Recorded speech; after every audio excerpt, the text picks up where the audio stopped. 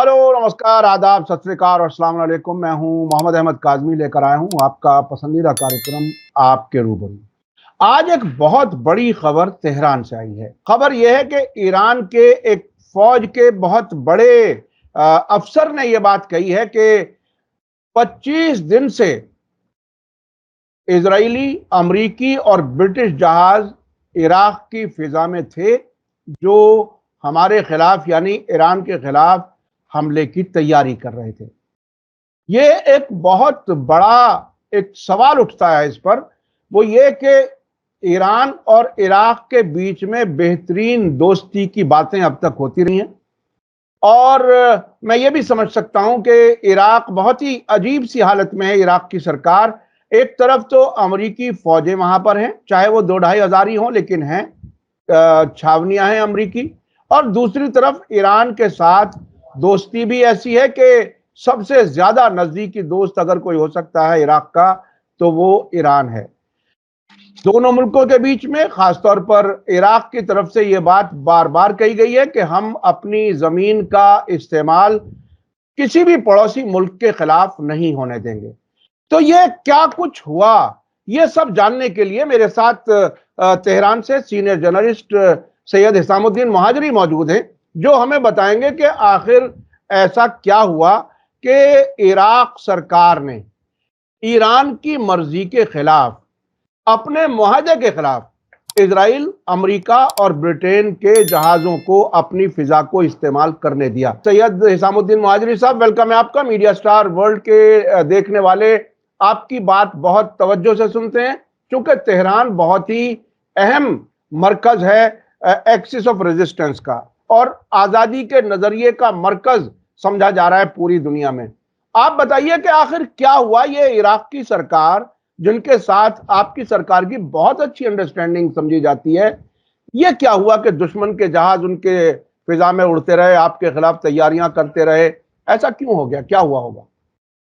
बिस्मिल्लाहिर्रहमानिर्रहीम। काज़मी साहब, आपकी खिदमत में सलाम अर्ज़ है और आपके तवस्सुत से आपके मुअज़्ज़ज़ और मोहतरम नाज़रीन की खिदमत में भी सलाम अर्ज़ है। मैं बहुत खुश हूँ कि आपके नाज़रीन मेरी बातें सुनते हैं और उनके पैगामात में देखता हूँ, उनके रिएक्शंस देखता हूँ। ये हमारे लिए, ईरान में बैठे हुए ईरानियों के लिए बहुत हौसले अफ़ज़ा बातें हैं। तो यहीं पे मैं उनका शुक्र अदा करता हूँ उनका, और ये कहना चाहता हूँ कि यही है जज्बे मुज़ाहिमत।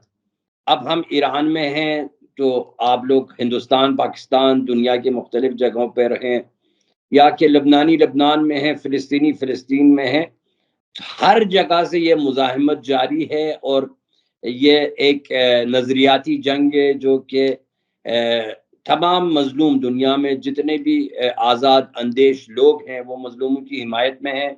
और ये बहुत खुशी की बात है, और दिन ब दिन ये अवेयरनेस ज़्यादा होता जा रहा है। जहाँ तक इराक की बात की, काज़मी साहब, मैं आपको बताऊँ कि ईरान और इराक के जो ताल्लुकात हैं, वो इतने मिसाली हैं कि अब मिसाल के तौर पे आप जो हर साल जो 40 मिलियन मार्च जो वहाँ पे मुनक़िद होते हैं, वो अगर जो हम आपके नाज़रीन हैं यकीनन वो फॉलो करते होंगे, या उन्होंने इससे मुताल्लिक़ बातें सुनी है कि ईरानी और इराक़ी और दूसरे ममालिक के लोग जो हैं वो एक दूसरे से अलग नहीं है, सब एक ही हैं। इराक़ी अवाम और ईरानी अवाम के साथ जो जो रिश्ता है, जो ताल्लुकात हैं, जो मज़हबी लिहाज से, जो सक़ाफ़ती लिहाज से उनकी ग़ुरबत है, वो मिसाली है। और दुनिया में बहुत कम इसके मिसाल पेश आते हैं कि दो मुल्क एक दूसरे के साथ इतने करीब हों और इनके अवाम इतने एक दूसरे के एहतराम करें। मसलन मिसाल के तौर पर अरबईन पर जब हम लोग वहाँ पे जाते हैं, तो वहाँ पर न सिर्फ ईरानी बल्कि वहाँ पे सबकी पज़ीराई होती है, और इराक़ी खुद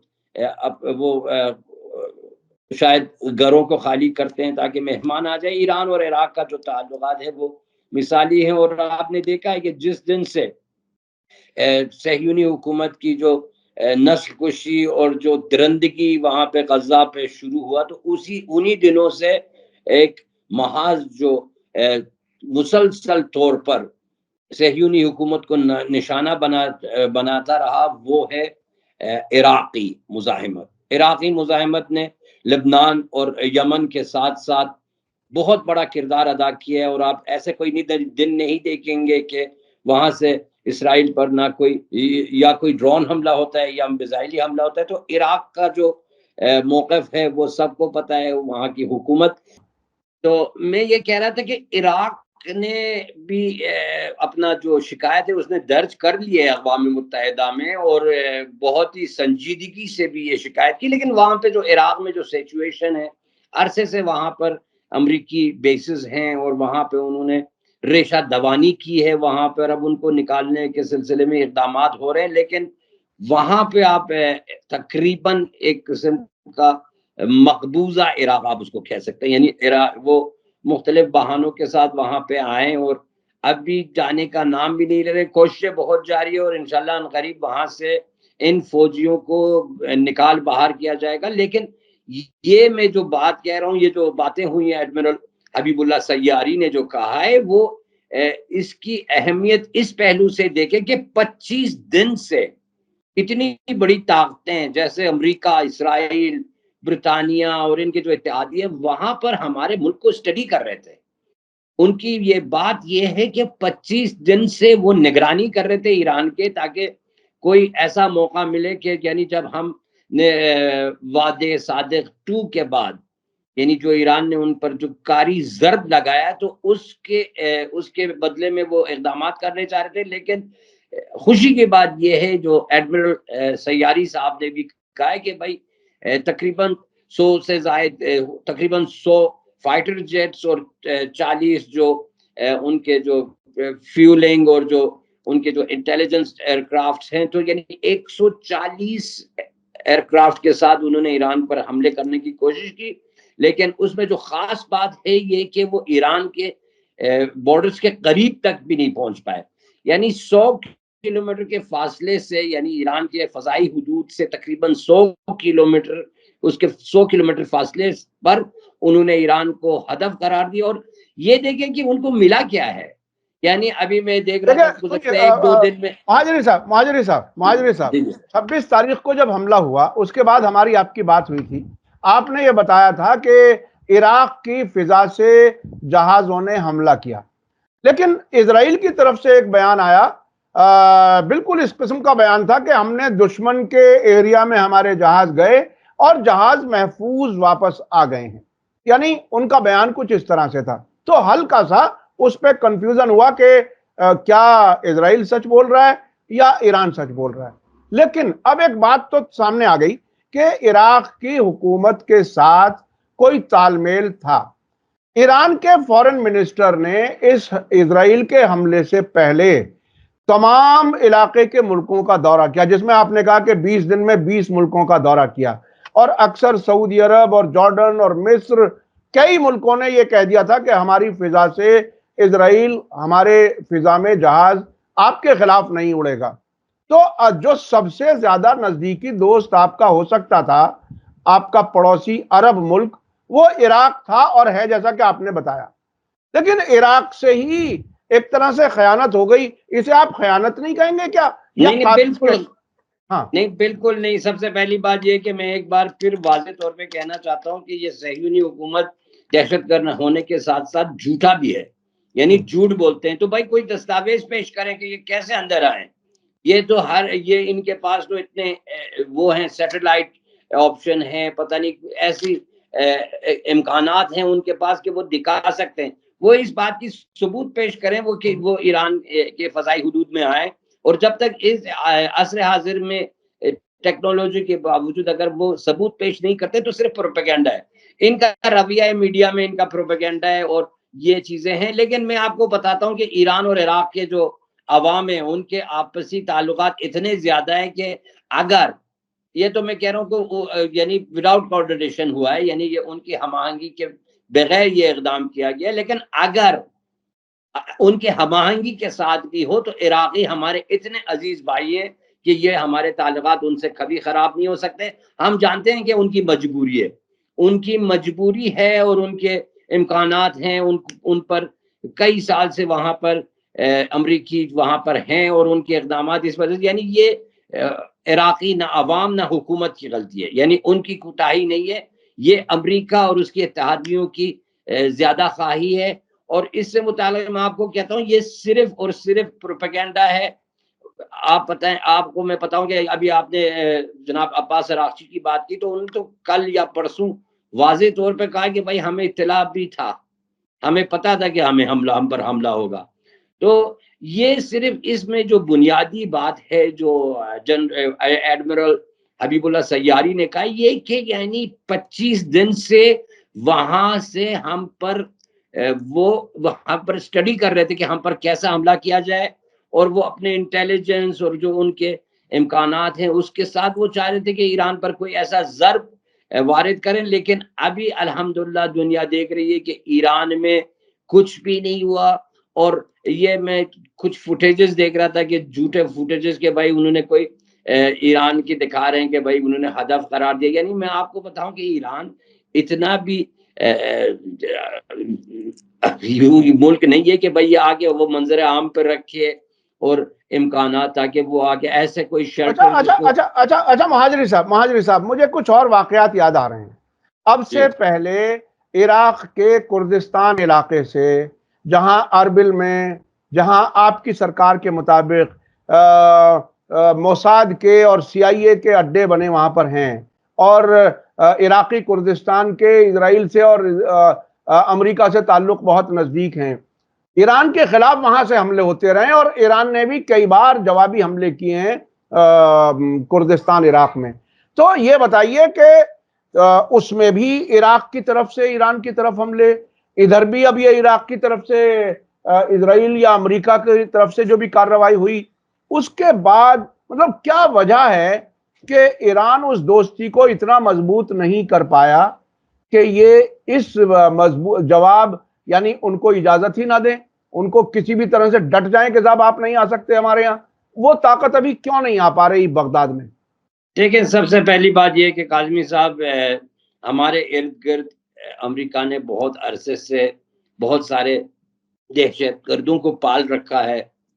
جیسے آپ دیکھیں پاکستان سے ابھی حالی دنوں میں ہم پر حملہ ہوا، وہاں پہ جو غیر قانونی نام نہاد تنظیمیں ہیں جو دہشت گرد ہیں، وہ بھی ایران پر جو کارروائی کرتے ہیں، پاکستان سے، آذربائیجان سے، عراق سے، یہ کوئی سرکاری گروپ نہیں ہے۔ وہ جیسے کہ آپ نے بتایا موساد نے وہاں ہر جگہ اپنا بیس بنایا، ان کو فنڈنگ کرتے ہیں، اور وہ جو بعض جو بگوڑے ہیں ایران سے جو بھاگ کے گئے ہیں، وہاں پہ جو پرانے شاہ کے جو حکومت میں ان کی جو یہاں پہ منفعت ان کی ختم ہوئی ہے، ان کو نقصان ہوا ہے انقلاب سے، بہت لوگ ہیں جو دہشت گرد ایم کے او کے جو دہشت گرد ہیں وہ، اور دوسرے ایران اور انقلاب مخالف جو چھوٹی چھوٹی چھوٹے چھوٹے گروپس ہیں، وہ جا کے ہمارے پڑوس میں بالخصوص کردستان میں، آپ دیکھیں کردستان میں ایک خاص صورتحال ہے، آپ دیکھیں ترکی کے ساتھ بھی ان کے ایسے اقدامات ہوتے ہیں، ترکی پر بھی کردستان سے حملے کیے جاتے ہیں۔ اور ابھی حال ہی میں آپ کو یاد ہوگا کہ وہ ترکی پر انہوں نے اقدام کیا دہشت گردانہ، تو ترکی کے ایئر فورس نے ان پر حملہ کیا۔ تو کردستان کی جو سچویشن ہے وہ مختلف ہے، وہ ایک ایسی جگہ ہے جو پہاڑی علاقہ ہے، وہاں پہ بہت سارے دہشت گرد چھپے ہوئے ہیں جو نہ صرف ایران بلکہ ترکی کے خلاف بھی اقدامات کر رہے ہیں، شام کے خلاف بھی اقدامات کر رہے ہیں۔ یہ مختلف نظریات کے حامل لوگ ہیں۔ وہ جو حملے کردستان سے ہوتے ہیں، آپ ان کو عراق کے سرکار پر نہیں ڈال سکتے ہیں، یعنی اس میں اور اس میں فرق ہے۔ جیسے کہ پاکستان سے ہم پر حملہ ہوتا ہے، دہشت گرد وہاں سے آتے ہیں، جو جیش الشیطان کے جو دہشت گرد ہیں وہ وہاں سے آ کے ہمارے جو لا انفورسمنٹ ایجنسی کے جو جوانوں کو شہید کر کے جاتے ہیں وہ وہاں سے آتے ہیں، لیکن پاکستان کی جو سرکار ہے اس میں اس کا مداخلت نہیں ہے۔ یہ بہت فرق ہے اس میں۔ اور جو فضائی انہوں نے استفادہ کیا حدود عراق کا، تو میں یہ کہنا چاہتا ہوں کہ وہ اپنی انٹیلیجنس طاقت اور شاید عراقی حکومت کی کمزوری کی وجہ سے انہوں نے کیا ہے، ورنہ عراقی حکومت کی ہم آہنگی سے نہیں ہے۔ میں آپ کو یہاں پہ یقین دلاتا ہوں کہ عراقی حکومت نے اس بات پر، یعنی ان کی کمزوری آپ سمجھے، یعنی یہ کہ حتیٰ کہ انہوں نے اپنی کارروائی شکایت جی بھی جی درج جی، کی اقوام متحدہ میں. میں بیچ میں رک کر کے اپنے دیکھنے والوں کو، درشکوں کو یاد دلا دوں کہ میں نے سن 2003 میں جب صدام حسین کی حکومت کے خلاف امریکی حملہ تھا، وہ جنگ میں نے کور کی ہے، اور اسی عراقی کردستان علاقے سے ہی میں نے جنگ کی کوریج شروع کی ہے. اور جب میں اربل پہنچا تو وہاں تقریباً ایک الگ ملک بنانے کی تیاری 2003 تک ہو چکی تھی. یعنی صدام حسین کی حکومت کے خلاف ان لوگوں کو اکٹھا کیا گیا تھا، اور اس وقت بھی امریکہ اور اسرائیل ان کو باقاعدہ مضبوط کر رہا تھا. اور میں نے اتفاق سے میں سیریا بھی گیا ہوں، ایران بھی گیا ہوں، اسی علاقے سے تقریباً جہاں کرد ایران میں رہتے ہیں، اور عراقی کردستان بھی دیکھا ہے. تو اور وہاں اس علاقے میں جو ایک نیریٹو ہے وہ یہ ہے کہ اگر کردستان الگ ملک بنتا ہے تو اس علاقے میں ایک اور نیا اسرائیل ایک طرح سے قائم ہو جائے گا. یہ اسرائیل کے ایجنٹ کے طور پر یہ لوگ کام کرتے ہیں، جو ایران میں تو کافی حد تک کنٹرول کر لیا گیا ہے، لیکن عراق میں اور سیریا میں ابھی ہے. اچھا، اب میں چلتا ہوں دوسرے موضوع کی طرف. حزب اللہ کے نئے سربراہ کے طور پر شیخ نعیم قاسم کا اعلان ہوا ہے، اور کافی دن لگے اس ان کی جانشین کا اعلان کرنے پر. آپ کو اب آگے کیا کچھ اسٹریٹجی لگ رہی ہے؟ حزب اللہ کافی مضبوطی سے لڑ رہا ہے. حماس کی طرف سے جو 5 لوگوں کی کمیٹی بنائی گئی ہے، وہاں یحییٰ سنور کا جانشین نہیں قائم کیا گیا، کسی کا اعلان نہیں ہوا ہے. تو اس حالات کو آپ کیسے دیکھ رہے ہیں؟ دیکھیں، یہ جب سب سے پہلے شیخ نعیم قاسم کی جو ان کا جو انتخاب ہوا ہے، یہ بہت خوشائند بات ہے، کیونکہ جیسے کہ شاید آپ کو پتا ہو کہ وہ شروع ہی دنوں سے، وہ 70 کی دہائی سے وہ مزاحمت میں شامل ہیں، اور جو عمل ان کا جو وہ تھا، گروپ تھا، اس میں امام موسیٰ صدر کے ساتھ یہ وہاں پہ اس کے جو فاؤنڈرز میں شامل ہیں. پھر انہوں نے مزاحمت جاری رکھی ہے، وہ انہوں نے اپنے علم و تحصیل کا سلسلہ جاری رکھا. انہوں نے کیمسٹری میں BA اور MA کیا بیروت یونیورسٹی سے، فرینچ لینگویج میں. وہ بہت ہی سینئر رکن ہیں، فاؤنڈر ہیں. جب 1982 میں غالباً جب حزب اللہ منظر عام پر آیا، تو اس کے جو اس کے جو مینیجنگ کمیٹی میں آپ بولیں تو اس میں وہ شامل تھے. وہ ہر لمحہ جب دیکھیں کہ اب وہ تو شہید موسوی کے ساتھ تھے، پھر اس کے بعد اب تقریباً 30 سال سے وہ جو شہید سید حسن نصر اللہ، ان کی ڈپٹی کے حیثیت سے حزب اللہ میں کام کر رہے ہیں. اور یہاں پر میں آپ کو یہ بتانا چاہتا ہوں کہ شاید وہ، اگر یہ بات بھی کہا جائے تو غلط نہیں ہے، کہ وہ حزب اللہ کے شروع ہی سے ماسٹر مائنڈ رہے ہیں. آپ دیکھیں، وہ ہمیشہ جب بیٹھتے تھے تو شہید موسوی کے سیدھے ہاتھ پہ بیٹھتے تھے، اور وہ بہت ہی محبوب شخصیت ہیں. آپ وہ وہاں پر لبنان میں، اور نہ صرف شیعوں میں، کیونکہ اب وہاں پہ اب لبنان میں 3 گروپس ہیں، ایک تو شیعہ ہیں، ایک سنی ہیں، اور ایک کرسچن ہیں. یہ ان کی جو مقبولیت ہے صرف شیعوں میں نہیں بلکہ کرسچن اور اہل سنت میں بھی ہے. تو یہ بہت ہی خاص بات ہے کہ شیخ نعیم قاسم اب جب وہ صدارت کے عہدے پر فائز آئیں، تو یہ مزاحمت میں ایک نیا خون اور نیا جذبہ اور ایک خوشی کی لہر سے چلی ہے کہ شیخ نعیم قاسم ابھی وہاں کے سربراہ ہے. اور انہوں نے باقاعدہ طور پہ حزب اللہ نے ڈکلیئر کر دیا، حالانکہ وہاں کے جو وزیر جنگ ہے انہوں نے ان کو دمکایا بھی ہے، لیکن یہ جذبہ شہادت کو مد نظر رکھتے ہوئے انہوں نے اس بہادری کے ساتھ حزب اللہ نے نعیم قاسم کو بحیثیت سربراہ کا انہوں نے متعارف کرایا. تو یہ سب خوشی کی باتیں ہیں. اور کاروائی، اب میں آپ کو بتاؤں، حسن نصر اللہ، دیکھیں یہ جو تنظیمیں ہیں، یہ فرد کے بنا پر نہیں، یعنی ایک شخص کے بنا پر نہیں ہے.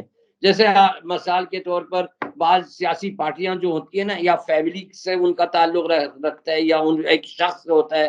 جب مثلا وہ سربراہ نہیں ہوتا ہے تو اس کے بچے آ کے کام کرتے ہیں، اس کے پوتے ہیں، وہ نواسے آ کے کام کرتے ہیں. لیکن حزب اللہ اور یہ جو مزاحمت ہے، اس میں خاندانی کوئی سلسلہ نہیں ہے. یعنی آپ دیکھیں شروع سے لے کے آخر تک، آپ جب دیکھتے ہیں تو ایسا کوئی سربراہ نہیں دیکھیں گے جس کے فادر رہیں، یا اس کے مثلا اس شخص کے بنا پر یہ تنظیم بنایا گیا ہو. یہ ایک سوچ ہے، ایک آئیڈیولوجی ہے جو کہ سربراہ بھی بحیثیت ایک کوارڈینیٹر وہاں پہ رہتے ہیں. ورنہ یہاں پر آپ اس قیادت کو اگر اس انداز میں جو کہ بر صغیر ہند و پاکستان میں جو سیاست کا سلسلہ ہے اس نظر سے نہیں دیکھنا چاہیے. یہ فرد پر قائم نہیں ہے. حسن جیسے کہ موسوی، شہید موسوی تھے، پھر اس کے بعد حسن نصر اللہ تھے، یا کہ آپ دیکھیں اب جو شیخ نعیم قاسم ہیں، یا مثال کے طور پر حماس میں دیکھیں، قیادت بدلتی ہے لیکن مزاحمت جاری رہتی ہے. یہ جذبہ ہے، یہ ایک سوچ ہے اور ایک آئیڈیولوجی ہے، اور فرد پر یہ قائم نہیں ہے. یعنی ایک شخص کے جانے سے یا اس کی شہادت سے کبھی بھی یہ سوچ اور آئیڈیولوجی بدل نہیں سکتے. اور دن بہ دن، حتیٰ کہ میں آپ کو بتاؤں، یہ ایک انرجی کی طرح سے وہ آ جاتے ہیں. اور جب کوئی شہید ہوتا ہے تو یہ دنیا والوں کو دکھا لیتے ہیں ہم لوگ کہ ہمارے یہاں کسی کی شہادت سے وہ ہدف ختم نہیں ہوتے. اور جو شہید ہوتے، ابھی نعیم قاسم کی جو باتیں ہیں آپ جا کے دیکھیں، انہوں نے پہلے دن سے شہادت کی باتیں کی ہیں. آپ صفی الدین صاحب کو دیکھیں، انہوں نے ہمیشہ خواہش ان کی تھی کہ شہید ہو جائیں. یا حسن نصر اللہ صاحب یا دوسرے جو قائدین ہیں، آپ دیکھیں. کاظمی صاحب، آپ کے ویورز کو میں یہ بتانا چاہتا ہوں، یہ جنگ جو ہے اس میں 99% شہادت ہے. یہ ایسے کوئی الیکشن کیمپین نہیں ہے، یہ کوئی ایسا طریقہ کار نہیں ہے جس میں 90% کامیابی یا اس میں کم از کم کوئی جانی نقصان نہیں. یہاں پہ 99% تاریخ گواہ ہے کہ جتنے بھی قائدین تھے، تمام فلسطین کے یا لبنان کے یا مزاحمت کے، وہ سب شہید ہوئے. اور شہادت ان کی خواہش تھی، یعنی یہ نہیں کہ وہ ایک دم سے مثلا. اور یہ میں آپ کو بتاؤں، ان کے پاس ایسے سہولتیں تھے، شاید حسن نصر اللہ صاحب ایران میں بھی رہ سکتے تھے، یا اگر آپ دیکھیں سنوار صاحب دور جا کے کسی دوسرے ملک پہ بیٹھ سکتے تھے. لیکن وہ جنگ کے میدان پہ حاضر ہوتے ہیں اور خوشی خوشی شہادت کو ویلکم کرتے ہیں، اور خودکشی نہیں کرتے ہیں، آخری لمحے تک لڑتے ہیں، اپنی جنگ جاری رکھتے ہیں. لیکن ان کو شہادت خوش آئند ہے. یعنی ان شہادت جب ان کو ہو جاتی ہے تو ان کو ایک کامیابی سے ہو جاتی ہے. اور میں آپ کو بتاؤں کہ آپ روز جیسے کہ آپ دیکھ رہے ہیں 75 سالوں میں جو شروع کے دنوں سے آپ دیکھیں کہ یہ مزاحمت کتنا کمزور تھا. آپ کو یاد ہوگا کہ قلیل کے ساتھ جنگ ہوتی تھی، یعنی باقاعدہ قلیل کے ساتھ. اب تو میزائلوں کے ساتھ ہے، ڈرون کے ساتھ ہے. تو یہ ایک آپ جب دیکھتے ہیں تو یہ ترقی نہیں ہے اور کیا ہے، یہ پیش رفت نہیں ہے اور کیا ہے. اور کمزوری دیکھیں صہیونی حکومت اور اس کے آغا جو ہیں وہ امریکہ، پہلے تو انٹیلیجنس کے ذریعے اور ان کی فوجی امکانات کی وجہ سے وہ اتنے مضبوط تھے کہ کسی ملک پر کچھ جو بھی کرنا چاہتے تھے وہ کرتے تھے. ابھی ایران کے سلسلے میں آپ دیکھیں، وہ یقین کریں، میں یہ کوئی سلوگن نہیں دے رہا ہوں، میں یہ دعویٰ ہے، آپ جا کے دیکھ لیں، ایران کے مقابلے میں وہ بالکل بے بس ہیں. یعنی ان کی ناک کھٹ گئی ہے یہاں پر کہ وہ ایران کے خلاف ایک دنیا میں، یعنی انہوں نے جو ان کا ریپوٹیشن انہوں نے بنایا تھا، اسرائیل نے جو اپنے لیے جو اس کے دعوے تھے، یا امریکہ کے ہم دنیا کے طاقتور ترین فوج ہیں، اور جو آپ نے دیکھا عراق میں انہوں نے کیا کیا، یا افغانستان میں کیا کیا، یا دنیا کے جہاں جہاں وہ چاہتے تھے کچھ کارروائی کرنے کے لیے وہ کرتے تھے. لیکن ایران کے مقابلے میں اور مزاحمت کے مقابلے میں بالکل بے بس ہیں. حالانکہ ان کی تعداد دیکھیں، ان کے امکانات دیکھیں، اور ایک اچھا میں تھوڑا دوسری طرف لے کے جانا چاہتا ہوں آپ کو. ایک تو میں اپنے درشکوں کو یاد دلا دوں کہ خود ایران کا جو اسلامی انقلاب ہے اس میں بھی لیڈرز جو ہیں انہوں نے اپنی کسی اولاد کو پولیٹکس میں وہ نہیں لائے. اور امام خمینی جو آیت اللہ خمینی کے نام سے بھی جانے جاتے ہیں، مرحوم، وہ فاؤنڈر تھے، اور انہوں نے باقاعدہ اپنی وصیت نامے میں لکھا تھا کہ میری اولاد میں سے کسی کو کوئی سرکاری عہدہ نہ دیا جائے. تو یہ الگ ہی جذبے کے لوگ ہیں اور اس میں کوئی کوئی شبہ نہیں ہے. اب میں چلنا چاہتا ہوں ایک اور پہلو کی طرف. ہمارے یہاں ہمارے چینل پر ایک مہمان نے جو فلسطین کے سلسلے میں کافی ایکٹیو ہیں، فیروز میتھی بوروالا صاحب نے، انہوں نے ایک تجزیے کے طور پر ایک بات کہی ہے. انہوں نے یہ کہا کہ ایران اصل میں اسرائیل سے جنگ نہیں لڑ رہا ہے یا جنگ نہیں لڑنے کی تیاری، اس کی تیاری امریکہ سے جنگ لڑنے کی ہے. آپ اسے کس طرح سے دیکھتے ہیں؟ بے شک کاظمی صاحب دیکھیں، جب عراق پر حملہ کیا امریکہ نے اور افغانستان پر جب حملہ کیا تو یہ ہمارے عوام اور ہمارے جو سربراہان حکومت ہے ان کے لیے واضح ہو گیا تھا کہ ان کا جو اگلا اقدام ہے وہ ایران کے خلاف ہوگا. یعنی آپ دیکھیں 20-25 سال سے وہ دائرہ چھوٹا کرتے جا رہے ہیں، لیکن یہ آپ دیکھیں کہ اسی بنا پر انہی دنوں سے یہ جو ہمارے جو دفاعی میزائل سسٹم ہے اس کو ایکٹیو کیا گیا. اور ہدف پہلے ہی دن، یعنی اسرائیل تو ہمارے لیے بہت چھوٹا ہے، اسرائیل یعنی ہماری بےزتی ہے اگر ہم اسرائیل کو اپنا ٹکر کا سمجھے. یعنی اگر کوئی دنیا میں کہتا ہے کہ ایران اسرائیل وار، تو ہم لوگ تہران میں بیٹھے تھوڑا ناراض ہو جاتے ہیں. ہم امریکہ کو سمجھتے ہیں کہ یہ جو ماسٹر مائنڈ ہے وہ امریکہ ہے. جیسے کہ آپ نے دیکھا بائیڈن نے کہا کہ میں اسرائیلیوں کا عاشق ہوں. اب جو بھی آئے، کیا کملا ہارس آئے یا ٹرمپ آئے، جو بھی آئے، یہ سارے اسرائیل کے حامی ہیں اور یہ چاہتے ہیں کہ جو تقریباً جو مغربی ایشیا ہے اس میں یہ آ کے کچھ ایسا اقدام کریں تاکہ یہاں پر مسلط رہیں اور یہاں کے ذخائر پر مسلط رہیں. اور ایران ان کے لیے سب سے بڑی رکاوٹ ہے اور یہ ان کو بہت ہی تکلیف دہ ہے ان کے لیے. اور یہ شاہ کے زمانے میں پورا ایران جو تھا ان کا غلام تھا. یہ جو ہیں اقدامات کبھی آپ دیکھیں شروع ہی دنوں سے، انقلاب کے پہلے ہی دنوں سے ایران پر پابندی عائد کی امریکہ نے.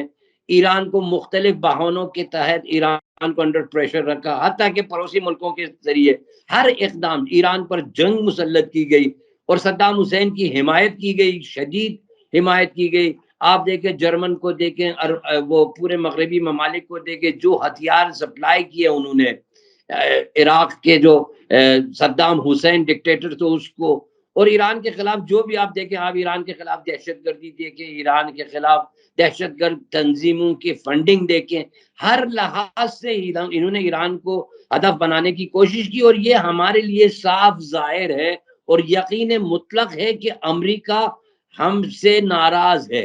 اور جیسے کہ شہید بہشتی صاحب کہتے ہیں کہ اب امریکہ پہ کوئی نظم و نوراحت باشه از این ناراحتی پہ میرے، یعنی امریکہ کو کہیں کہ ہم سے ناراض رہے اور اس ناراضگی سے مر جائے.